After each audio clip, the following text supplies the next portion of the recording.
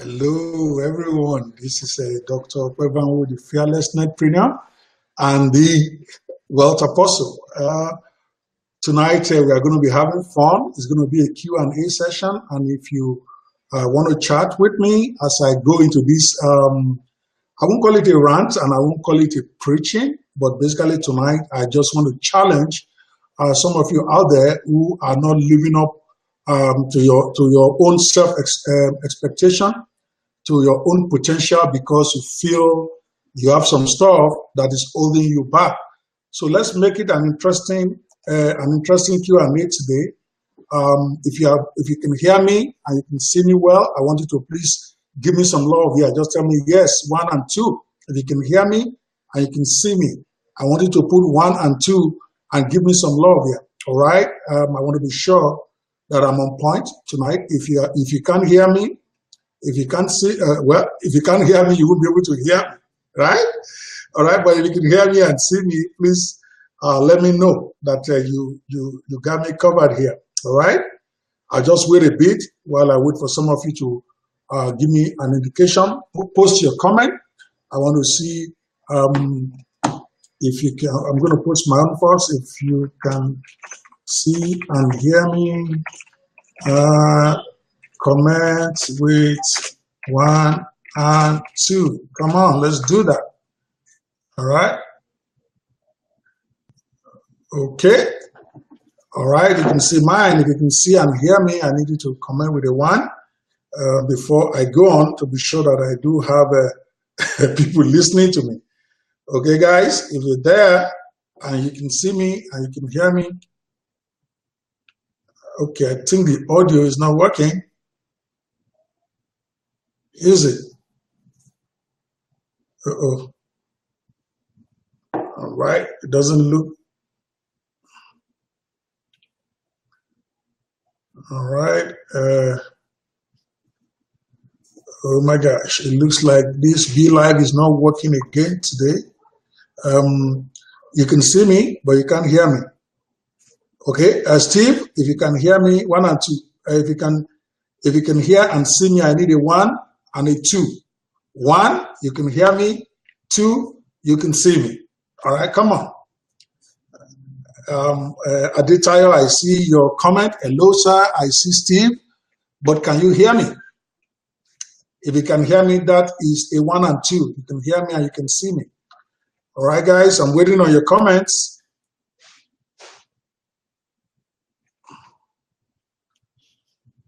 Come on, guys. I need to get some feel from you, whether you can see me and you can hear me. All right. 1, 2. Okay. Yeah. Oh, Aaron can see me and you can hear me. Very good. Steve, thank you guys so much for popping in. And tonight we want to make it an interesting show with the Fearless Netpreneur. What I want to do tonight is address what I actually consider one of the most important reasons why people don't succeed or why people don't achieve their potential. Because many of us, we always think that it's about skills, it's about knowledge, it's about learning strategies, but it's not. Success really comes from your mindset. And that is something I want to discuss tonight, because over the last few days, I've had cause to chat with a lot of young people, some of them that are my mentors, some of them my mentees, some of them that are just friends, some of them that I just know in business. And I realized that too many people are focusing on their weaknesses. They are focusing on the bad stuff going on in their life, and they practically have given up on their dreams. And I'm telling you tonight, it's not yet time for you to give up. All right? You might say I'm preaching, but this is not preaching at all. This has got nothing to do with religion. This is about you and what you are going through. Because I posted something on my page earlier today, for those of you who can read. Basically got the gist of what I'm going to be discussing tonight, maybe with some emphasis, and then taking questions from some of you who might have questions for me based on what I'm discussing or based on what you are going through. All right? Too many of us talk about our setbacks. You get a setback and you let that define you. Okay? You get a setback and that is what you keep dwelling in. Or maybe you made a mistake. Or maybe something tragic happened to you. Maybe somebody did something bad to you. Maybe you did something bad to somebody, but you're feeling bad about doing something bad. all right, and you let that hold you back. So what I'm trying to say tonight is that you need to stop crying and start working through it. And those who are encouraging you in your despondency, those who are encouraging you to feel bad. Thomas Clifton, good to see you, my brother. Okay, so for those who are encouraging you to continue to feel bad about the situation, they don't love you. Those who are petting you when you are doing your pity party and you are crying, they don't love you. They need to give you a kick in the ass and tell you get up and go get back on the ass, because life happens. You're going to get kicked. Somebody's going to bounce you, or you're going to bounce somebody in error. You're going to make mistakes, some mistakes that will look like, Thomas Clifton, good to see you, my brother. We see how that deal we got to do, remember? Okay? keep on me, man. We got to make it happen. So my point is, you got to stop whining, okay? Sometimes the toughest love you can get, the best love you can get is the toughest one, the one that does not allow you to be happy in your misery. Some of us are too happy being miserable. All right, we are too happy. I'm not saying bad things didn't happen to you. I'm not saying life is fair. Life is not fair. But you can't dwell on that. All right, you got to understand that no matter what you're going through, no matter how bad it is, all right, you got to look at the facts in a whole different way.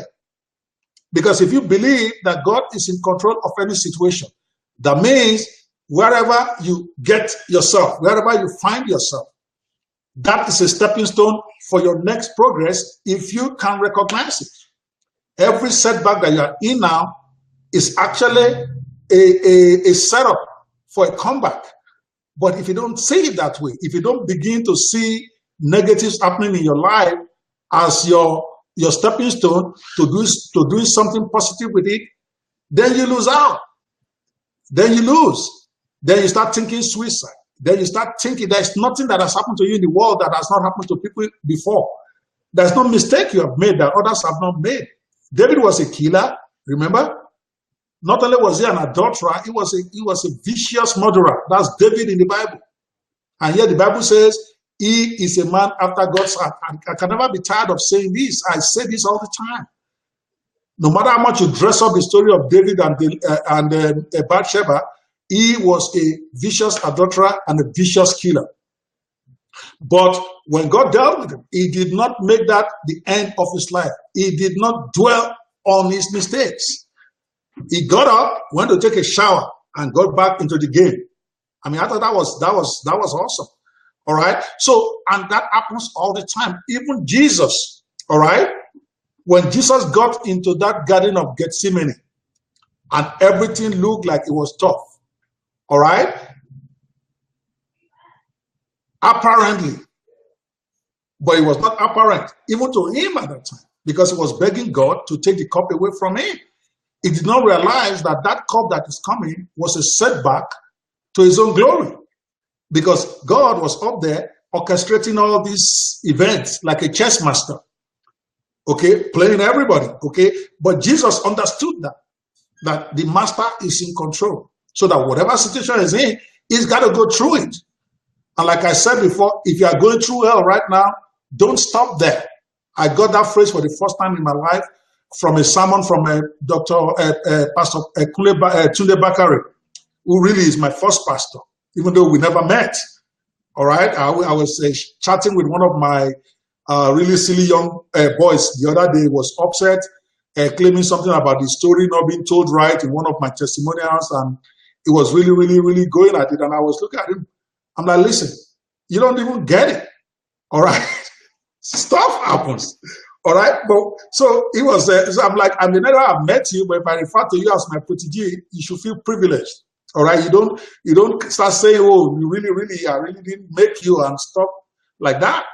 See, I never met Pastor Tunde Bakari, but I always tell everybody he's my first mentor in Christianity, because I got his tape, and I got one of his tapes. I got like 100 of them, and I was listening to them over and over again when I got born again. But there's one line he said. He said, when you are going through hell, don't stop there. This was like, I don't know, 2002. That's like 15 years ago. All right. And that touched me. All right. Many of us, when we go through hell, what we do is we stop there and we let hell consume us. Either we have done something atrocious that is really embarrassing, and we are so ashamed of ourselves, we can't come out in public and we lock ourselves up. We've all been there. I've done that before. All right? Where I'm so embarrassed for myself, for my mistakes, that I don't even want to come out in public. On the other hand, some of us, bad things happen to you. Maybe somebody betrayed you. Maybe your wife divorced you, or your husband divorced you. Some bad stuff happened to you. Then you let it define you. Then you lose out. We've all been there. But I'm telling you right now, when you are going through hell, do not stop there. Keep going. Because if you keep going, at some point, you are going to come out on the other side. All right? And I like today when I posted on my wall, I woke up and I just felt a burden to write that text. And I encourage you to read the text before this broadcast. Okay, you actually get the full gist of it. Read it over and over again. Watch this video. It could transform your life. See, and I use Jesus as a prime example. Although on this broadcast, I'm going to use some more personal examples, and I'm going to ask you guys to share some of your experience with me. See, there was a time, all right, that Jesus was in chains. I mean, we are talking about the Son of God, the man that came down from heaven and that was born of man, but claimed that he is the Son of God, that in fact he is God. He's the same with God. That's his claim. But the time came that they put him in chains. His ministry appeared to have been destroyed because all those people that he had spent years mentoring disappeared on him in his hour of trouble. Even the ones that didn't disappear, like Peter, that really loved him. One day we'll talk about why Peter was made the head of Jesus' ministry. After Peter was the only one that loved Jesus to the point that he was the only one that could be in a position to even betray him, to even deny him, sorry. Everybody else had run away. But he said, listen, let me, in his mind, I'm thinking. Peter probably thought, well, I've wasted my 3.5 years of my life following this man. I might as well go follow him to the way they're going to kill him. But when crunch time came, his humanity failed him. Despite the fact that Jesus had prayed for him, despite the fact that Jesus had told him this was going to happen, his humanity failed. And he denied Jesus 3 times in the most vicious manner. In fact, he was swearing. Another of Jesus' disciples that he loved so much, because John was the guy that the Bible says that the disciple whom Jesus loved. Jesus always gives him the best that is God. And then when crunch time came, it turned out that John was actually very friendly with the enemies of Jesus, because he was the one. He was the one that even arranged. He was the one that arranged. What is it called? He was the one that arranged a visitor's pass for Peter, who could not enter the trial. And you don't get that if you don't have a relationship with them. So which means John apparently probably has been betraying Jesus even more by being friendly with the enemies of Jesus. All of this was happening. They took Jesus. They put him on the cross. In fact, not only before they put him on the cross, they beat the hell out of him. All right? They beat him. If you ever watch that movie, the Messiah, what is it called now? It was vicious.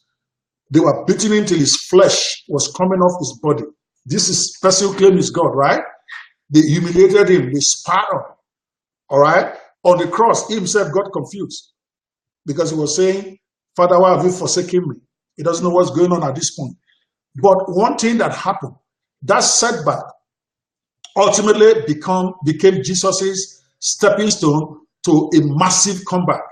All right, Jesus used that situation to come back from practically the dead.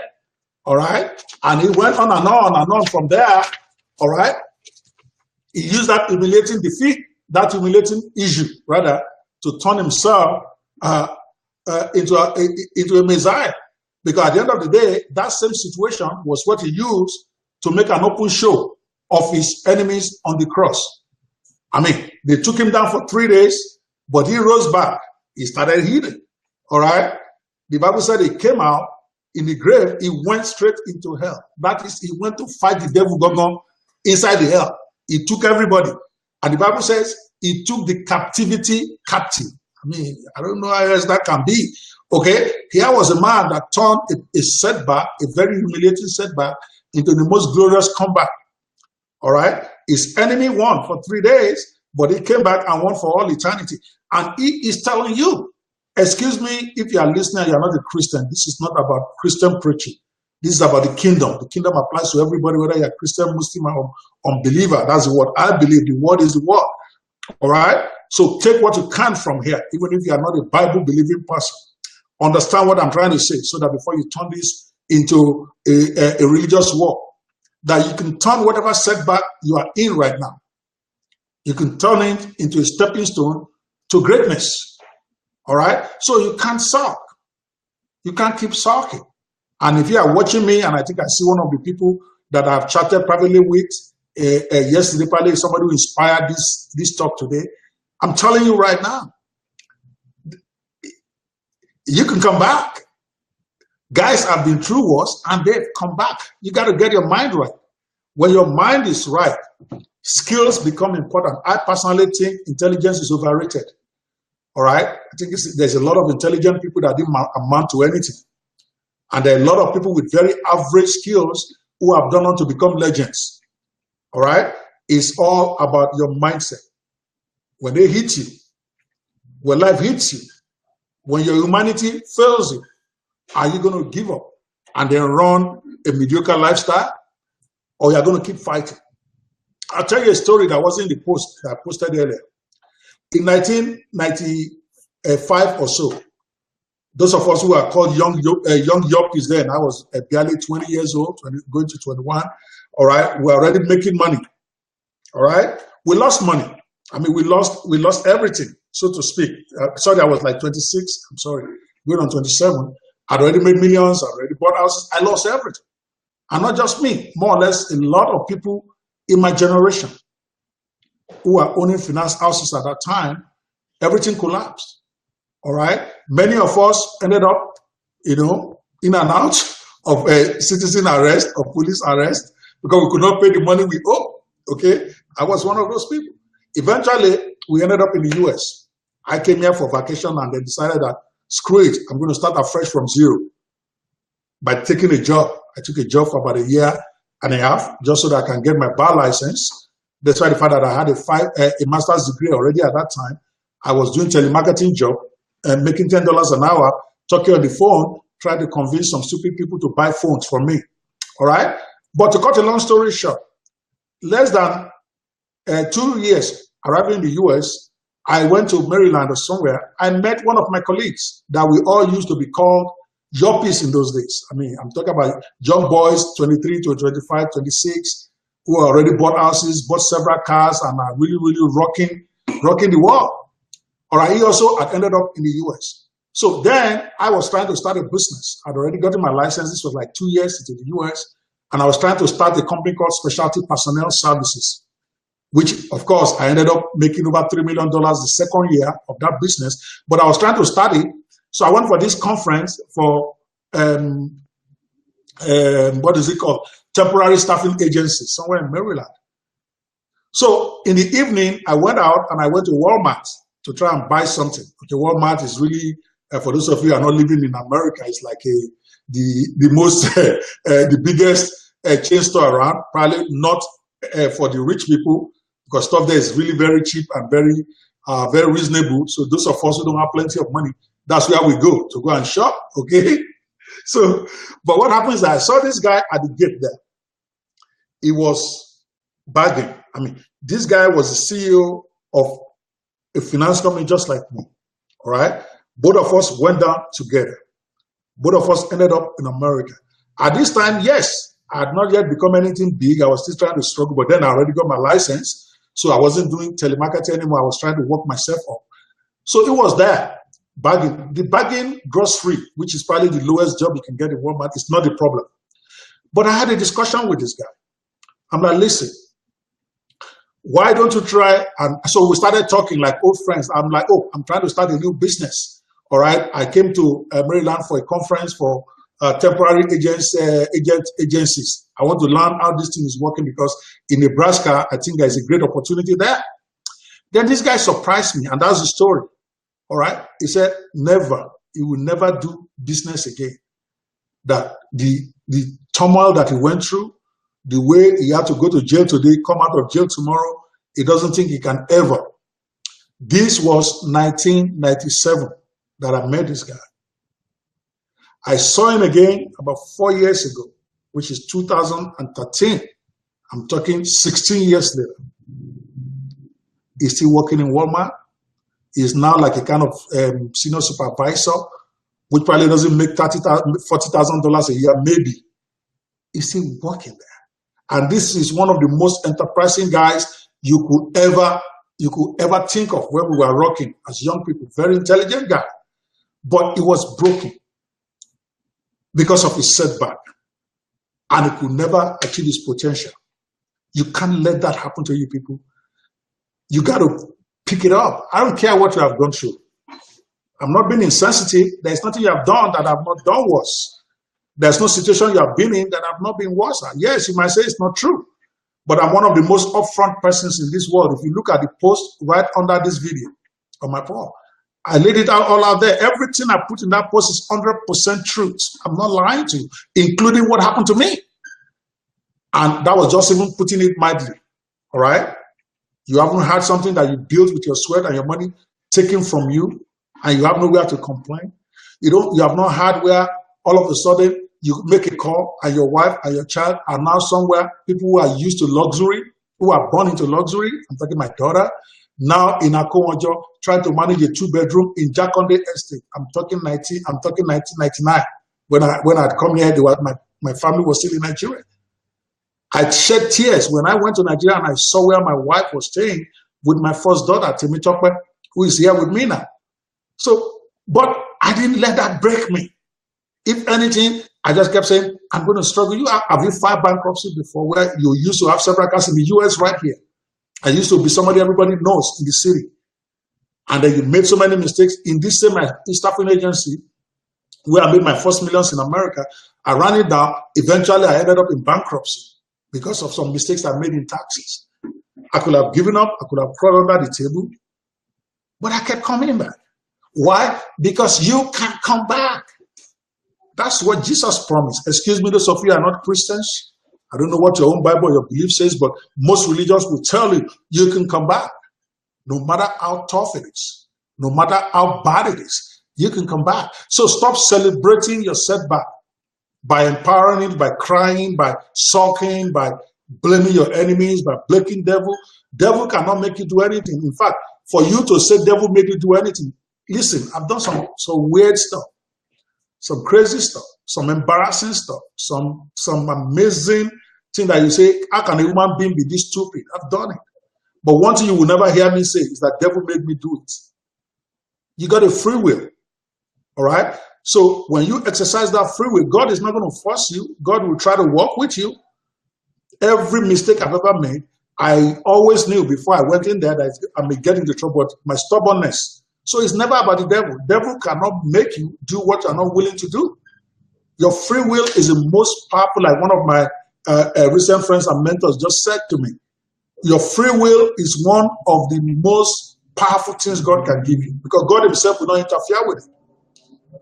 He gave you the free will, but he will not force you to use it one way or the other. So when you exercise your free will and you get into trouble, it's the law of the seed. Whatever you sow, you're going to reap. It's just the way it is. So when the fruits start coming, what you cannot do is allow yourself to bury yourself in shame. Guys, I'm talking quite frankly tonight to somebody. Call it preaching, call it motivation, call it whatever you want. All right? You can't do it. I have made so many comebacks in my life. Hey, Pastor Warren, good to see you. There you go. This is one of the people I'm talking about, Pastor Warren Hunter. He's been to preach at my church. But now I don't have a church here. I don't mind anymore. I go to another church. That's a whole new story that I can tell you 100 times. But I am not proud of my mistakes, but I don't dwell on it. I don't celebrate my mistakes, but I don't let it define me. All right? We have an apostle right here. He can tell you how many times he has been to Oman to preach in my church. All right? My point to you guys today is that you could make a comeback. It is never over until it is over. I always tell people the difference between Judas and Peter is not what most people think. The problem is not about Judas betraying Jesus, despite the fact that he was being foretold. I need you to listen to me carefully. If anybody betrayed Jesus more, in my own opinion, it was Peter. not Judas, even though they ended up differently. Let me explain to you, because some of you are very religious, you don't get it. All right. Yes, Judas sold out Jesus for silver coins. We know that. But follow the scenario. Peter was going to do the same thing. And then Jesus said, listen, Satan has asked for you. He wants to sift you, but I have prayed for you. When Peter was going to be tempted, by the devil, Jesus prayed for him. But when Judas was about to go and betray Jesus, Jesus didn't pray for him. Jesus said, what you're about to do it quickly. So who got more support here? Judas was left on his own. Peter knowingly betrayed Jesus even after Jesus had prayed for him. That's number one. Okay. So, okay, exactly. Thank you, Reverend. So my point here, okay, thank you. One of the greatest mysteries of God is the respect he has for the free will of man. And this apostle, you got to listen to him someday. He's crazy. He will bring it, like take you to the throne of God and make you feel the presence of God. But my point here is that Peter was a much more closer person to Jesus. He was favored, he was prayed for, but he still denied Jesus. Now, when it came to the time of denial, 3 times, I don't know this guy. I don't know this guy. In fact, let my mother die if I know this guy. That's what Peter said. Judas didn't deny Jesus. Judas sold out Jesus. 2 different things. Okay? So the betrayal of Peter is supposed to be more painful because more is expected of him. All right? And he has been prayed for, but he still exercises his free will to do whatever he wanted. But at the end of the day, Peter ended up in a glorious life. Judas ended up in infamy. What is the reason? When both of them realized that they've made a mistake, and I need you to listen to me right now. Again, I am using the Bible as a reference to teach you about life. This is not about me trying to get you to live your religion. God will speak to you the way he wants you to go. I believe the way, the truth, and the life is through Jesus. That one, there's no controversy. But I won't force that on you because you got your free will. Whatever works for you. On that day, all of us will give an account. So don't let that distract you from the lesson I'm trying to teach today. If I knew Quran, I probably would use it to teach. That's me. All right? Anything that can get you to live the kingdom life, I'm all for it. Now listen to me. When they both found out that they messed up, Peter was remorseful. Peter was penitent. Peter went back to where he missed it. And Peter picked up the pieces of his betrayal. And today we celebrate him. But what did Judas do? Judas allowed that setback to define him. And he went and committed suicide. And that was the difference. All right? Yes. Yes. I mean, God knew what Judas was going to do. It was foretold many, many, many times. But my point is, that still didn't interfere with his free will. That's why he's being held responsible. Because if the free will is not being the issue, then there's no way we should be condemning Judas. After all, it was foretold that somebody's going to betray Jesus. Somebody's got to do it. Okay, Jesus himself predicted it. But again, what is the man that allows himself to be used? Okay, what is the man that chose to exercise his own free will to go and be the one to fulfill negative prophecy? Because it's still free will. It could have been anybody else. It could have been Peter. It could have been John.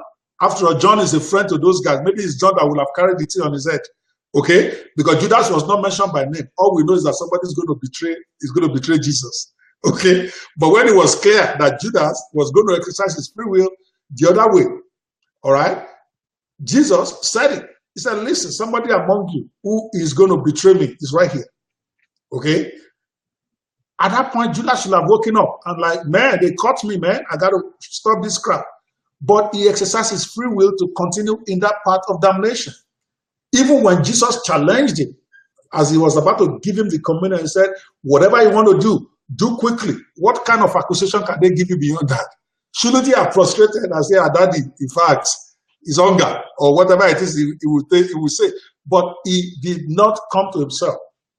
He exercised his free will. He collected the money. and he starts condemning. But the issue here is not even so much about whether he exercised free will or not. The issue is about the reaction to a setback. One of them went back, repented, and took his life from there.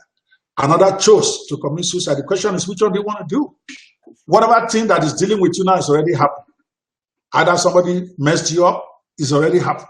Or either you messed up so much, you're in a situation of ridicule right now. It doesn't matter. It already happened. The question is, what are you going to do about it? I've made some mistakes that even me, when I look at myself in the mirror, I'm like, oh my God. Okay, you didn't do this. You didn't just do this. But I realized that shame and embarrassment, I could let it define me.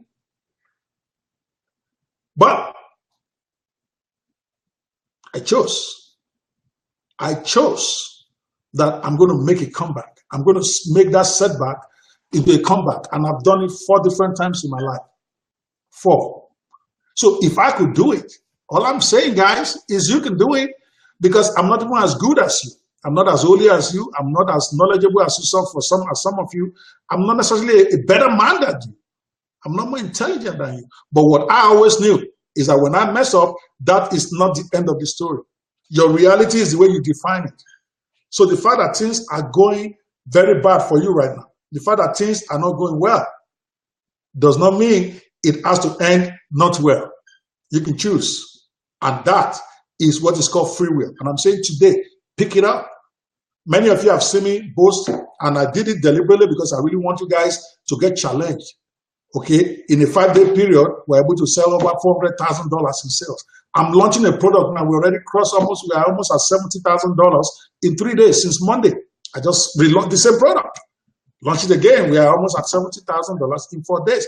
My point is, before then, I lost a lot of money also.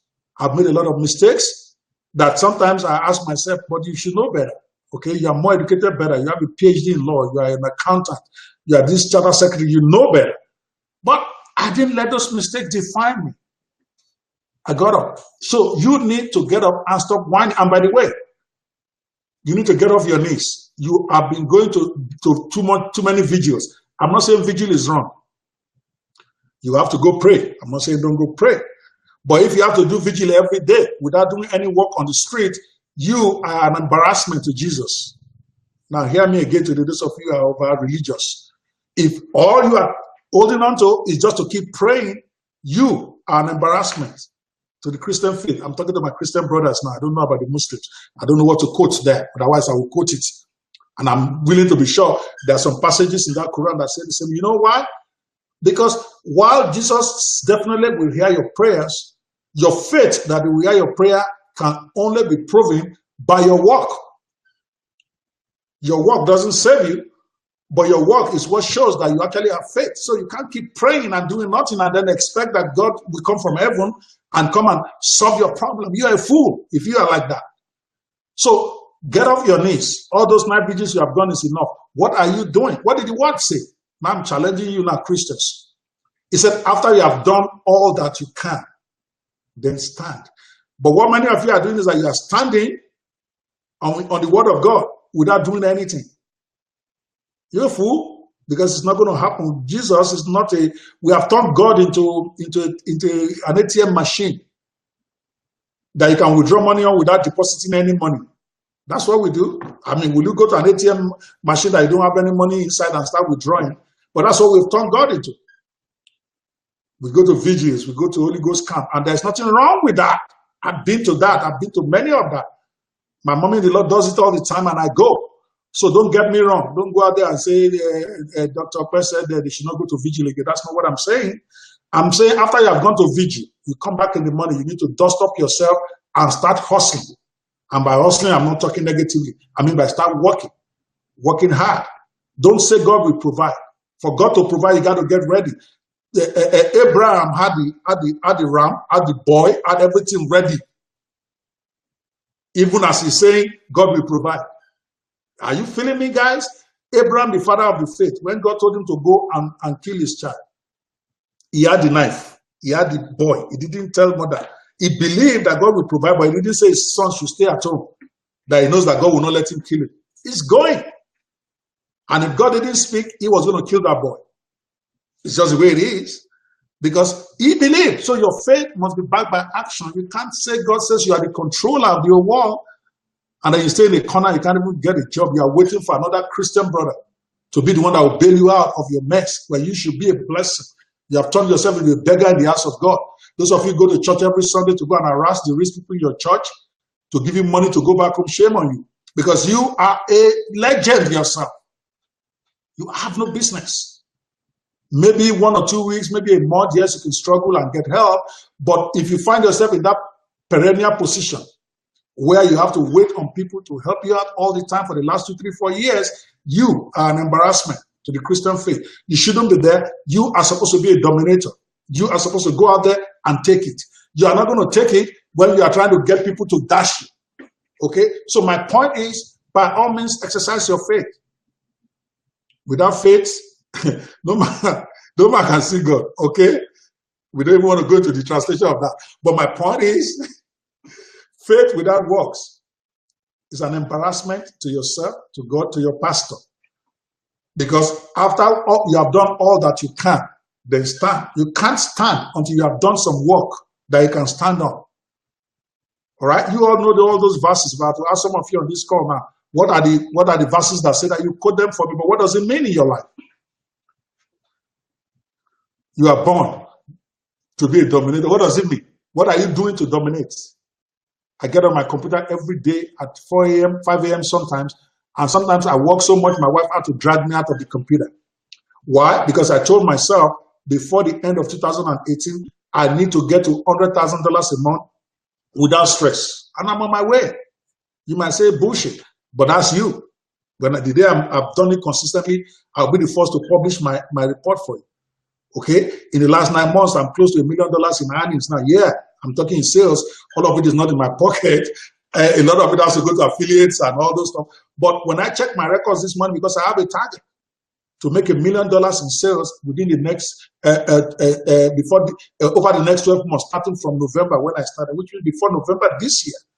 I need to get $1 million in sales. I'm probably at about 650,000 now. I only have 350,000 to go. There's a reason why I'm doing that, because my mentor, Omar Martin, said something to me that he's waiting for his first $1 million earning protege. I want to be that guy. So it's on.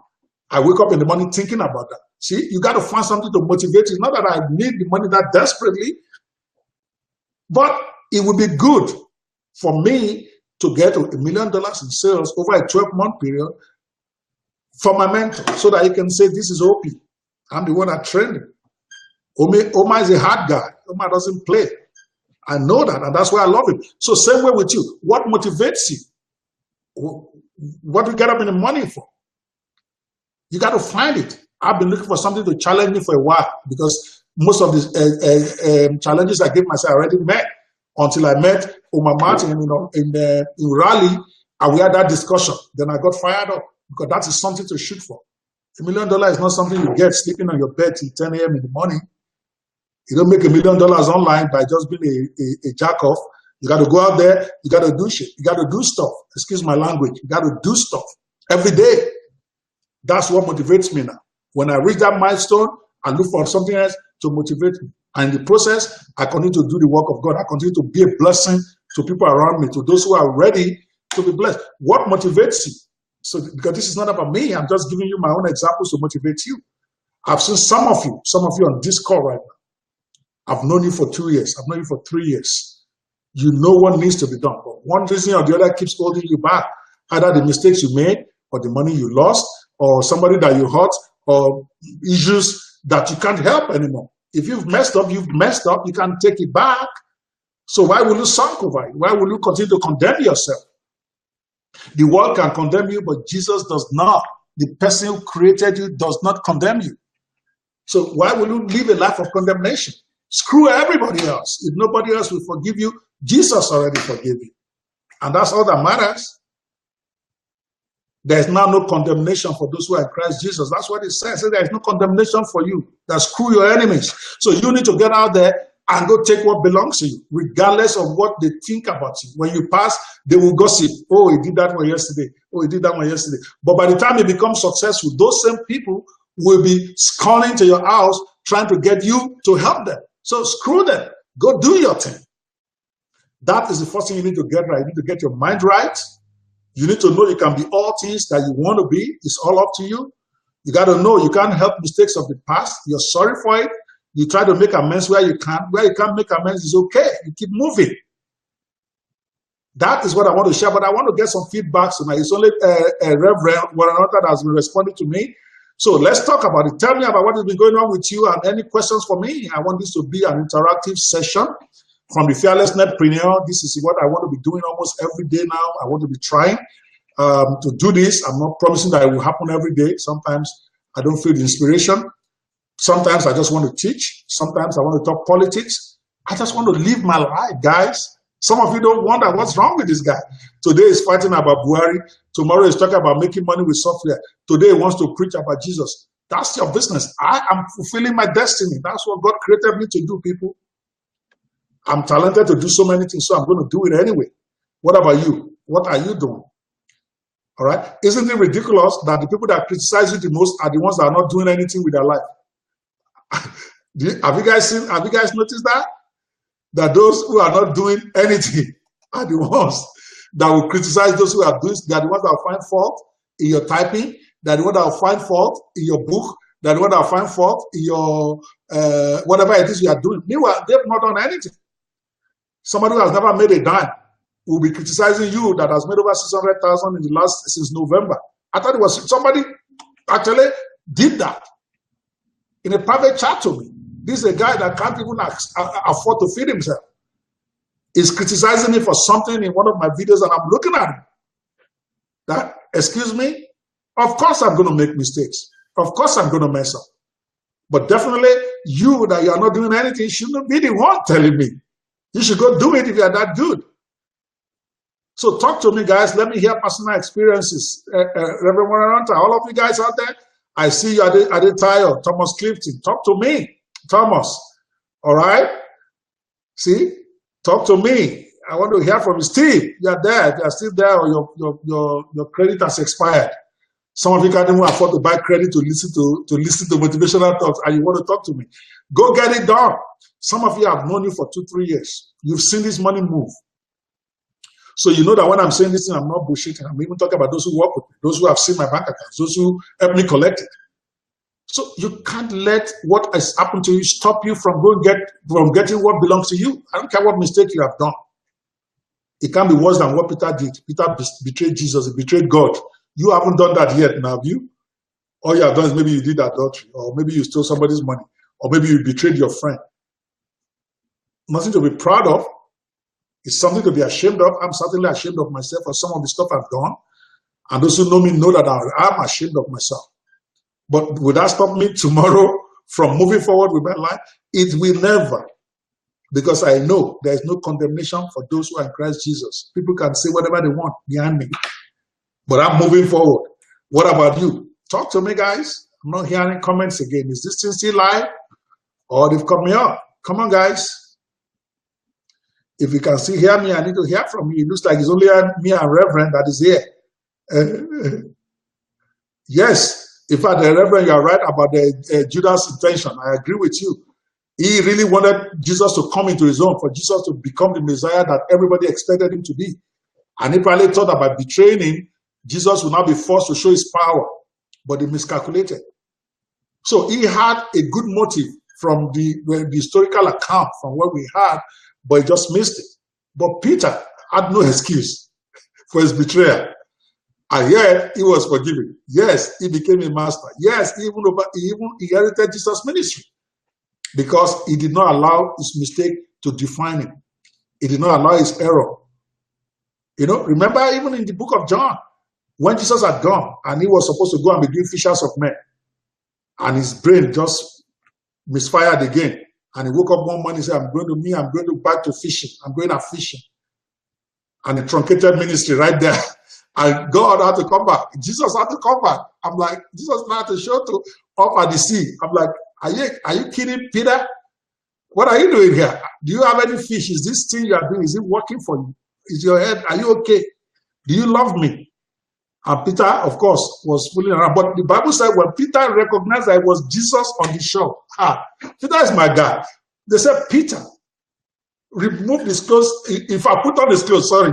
They say put on the clothes and jump into the water till tomorrow, Reverend. Maybe you can explain that to me.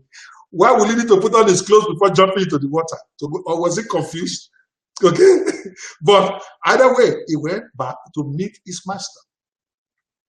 And then he redirected himself and then started fishing for men. Ultimately died fishing for men. That was his destiny. But before then, he was already fishing for human beings, for fish, because he was confused. So even if you are confused now, find clarity.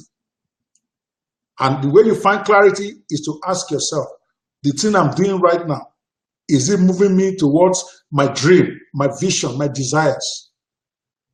The way I'm feeling about myself now, is it helping me to move forward in life? Or is it just making me miserable? Now, I'm not saying don't suck for a few days. I do that when I mess up and I do things I don't like. What I do is I just cut off everybody. But I always come back. After I cut off everybody, I don't want to even see them. Because they think I don't like them. No, it's not about them. It's about me. I'm embarrassed for myself. I'm not sure what the way I am. I feel that I should be better than I was. And the only way I deal with it is to withdraw for a few months or weeks. But at the back of my mind, I'm telling myself, this cannot be the end of your mission. Screw everybody else. You're going to come out and you're going to do what you got to do. And that's what I've always done. So all I'm saying is like borrow a leaf from there. My brother, my friend, my son, all of those of you are listening to me now. It don't matter. It does not matter how bad it was. It does not matter how bad it is. You can still come out triumphant. How worse can it be for them to nail somebody to the cross? And he still made it, and he still became the champion. All right? So please, even when you think you're dead, I mean, look at Lazarus. Everybody thought it was over. The man was already smelling. But Jesus had the final say. He will have the final say in your life in the mighty name of Jesus. He will have the final say. And that means when he says, come out, you got to be ready to come. And right now, he's telling you, I'm not Jesus. I'm not saying Jesus has told me to tell you to go and come out. I'm just telling you. I'm not going to tell you what I did here. I just have this urge to share this tonight. That if my story did not end the first time, I lost everything. If my story did not end the second time, I lost everything. If my story did not end the third time, I lost everything. I ended up in bankruptcy. Your story cannot end in defeat. If you choose to, I chose to come out, and I'm out. And I'm asking you, you got to make a decision. Are you going to give up to the devil? Or are you going to live your life? Are you going to fulfill your destiny? Or are you going to let people tell you what your destiny is? Because people don't like you. I don't care what they tell you. People are envious of you. People are jealous of you. People are happy that you are down. Even your friends, even members of your family, when you're down, people are wicked. So you can't let them have the final say. You got to go out on your own terms. And your own terms is winning. All right, come on, guys, talk to me. All right, I'm only talking to myself here. I'm feeling lonely here.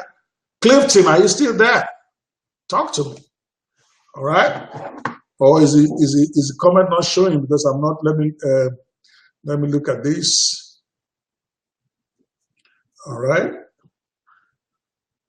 No, I don't see any comment here. All right, guys, I just wanted to share this tonight for those of you who might not. For some reason, maybe. Oops.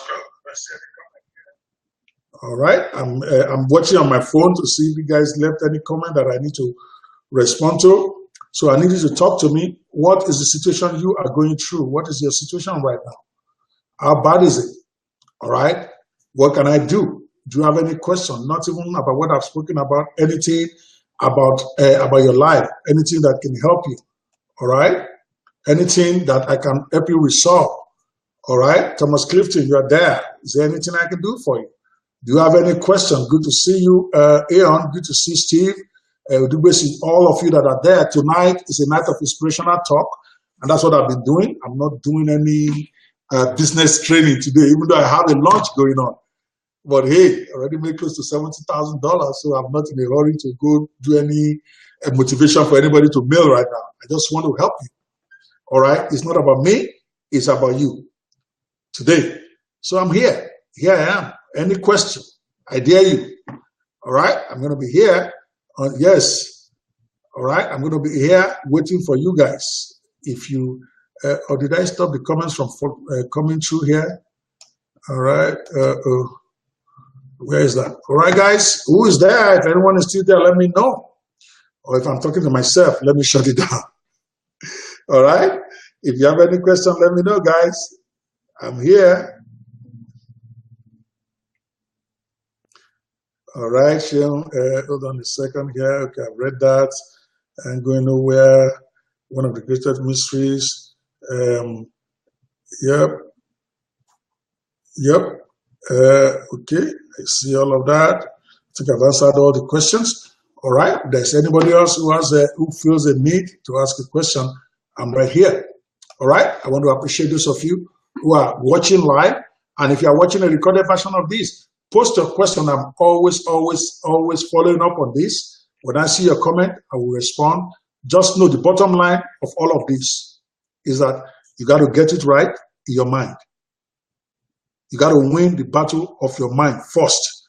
All right. When you win the battle of your mind, then you can begin to talk about learning skills. You can begin to learn about doing stuff that are physical. You can begin to talk about doing stuff that will help you to make money. But if your mind is not right, there's no amount of skill anybody can teach you. You're not going to make it. So you got to deal first with your mindset. Tomorrow, I'm going to be giving away a free book for those of you who are going to be watching. I wrote a book several years ago called The Blessings of Adversity. So tomorrow, I'm going to be talking to you about the blessings in your adversity, and I'm going to be giving away that free book. So watch out for posts on my wall. I think I'm going to be coming on around 6 o'clock New York time, which is going to be like 11 p.m. Nigerian time and 5 p.m. Chicago time. All right. I'm going to be talking about the blessings of adversity, and I'm going to be giving you a special free gift of my book called The Blessings of Adversity. I'm only going to give it to those who are on the call when I'm here so that you can download it and then you can go read it, and hopefully it will transform your life. Again, this is Dr. Kwebanwo, the Fearless Netpreneur and the Wealth Apostle, signing out. All right. Love you. Leave your comments and let's have a conversation. Lord bless you.